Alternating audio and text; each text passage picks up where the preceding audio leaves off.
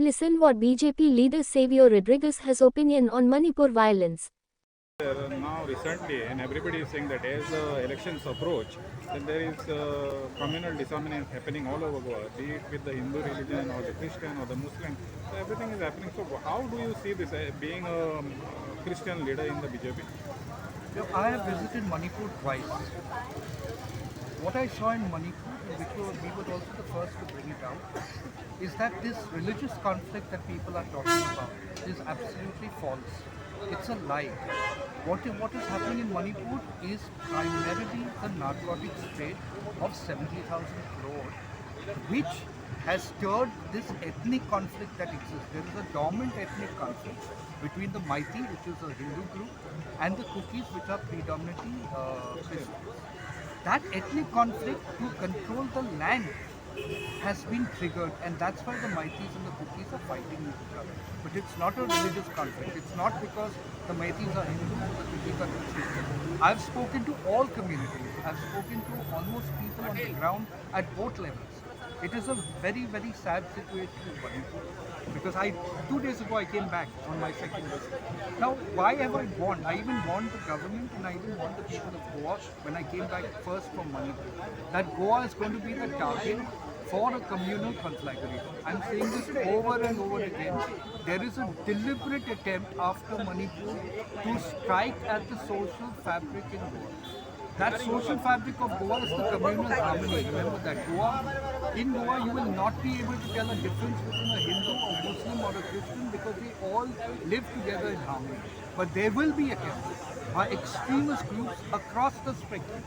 Extremist groups from the Hindu side, extremist groups from the Muslim side, and extremist groups from the Christian side as well.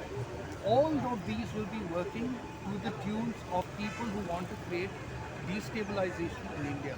Manipur was an act of destabilization.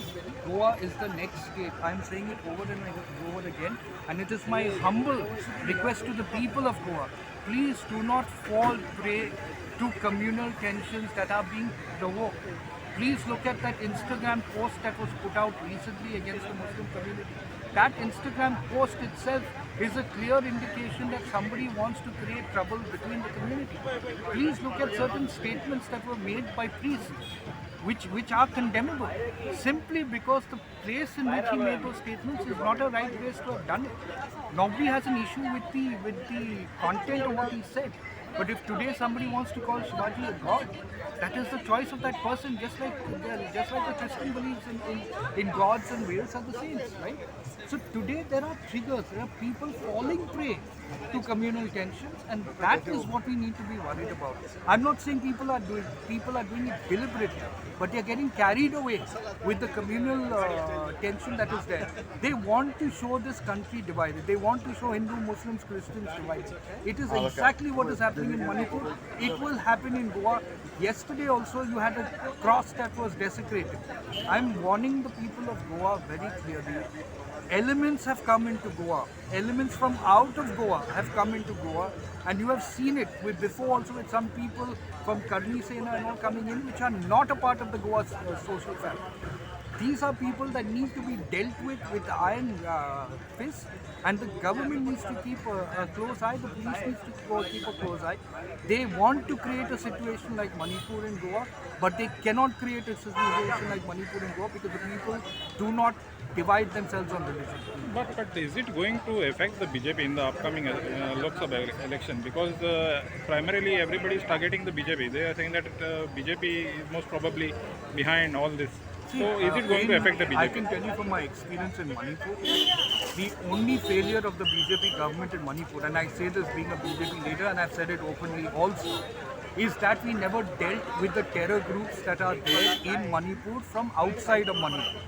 We were a little bit, let's say, lax in the ability to deal with it.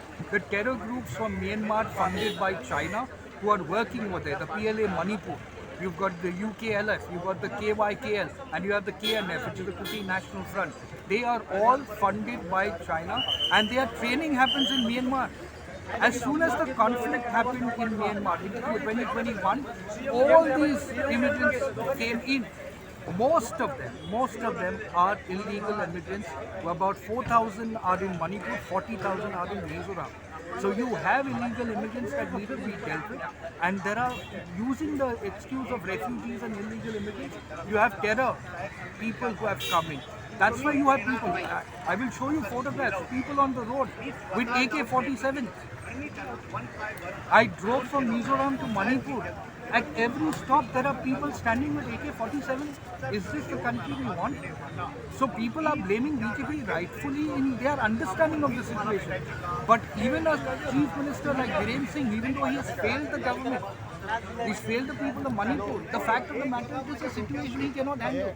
The center has taken charge of Manipur very strongly now. That is why NIA arrests have happened, and that is why terror-related suspects are being picked up. They are all connected to terror from Myanmar, Bangladesh, and funded by China. Goa will see communal tensions because they want to create a divide between the Hindus, Muslims, and Christians, and a lot of people will be the extremist organizations.